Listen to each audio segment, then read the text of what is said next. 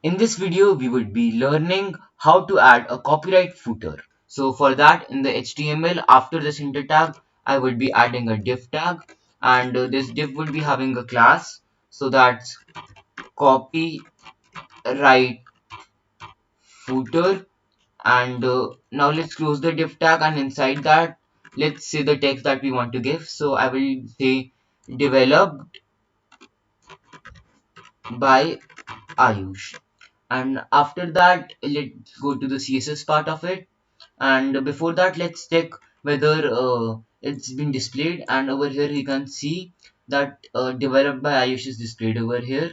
Now let's place it at the bottom and also give it a good uh, text color and font size. So for that, dot copy underscore right underscore footer.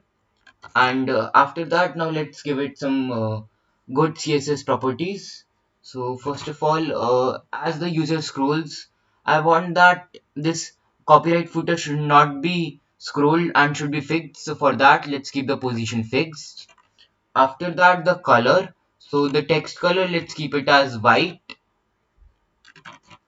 and to make it visible, let's keep the background color as gray.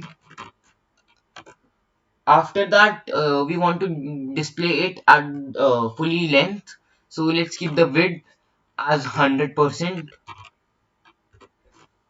And after that, we can check whether it's coming properly. Yeah, so it's coming, developed by Ayush.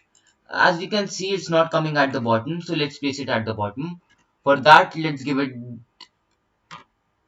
bottom, and bottom should be 0 pixels. So I hope it should be at the bottom. Yeah. After that, now, another thing that I see over here is that this background color and the copyright footer is coming with really fill content. So let's keep it fill container. Now for that, let's keep the line height. So the line height should be around 3 pixels. So we can see over here that developed by Ayush is now coming in 3 pixels.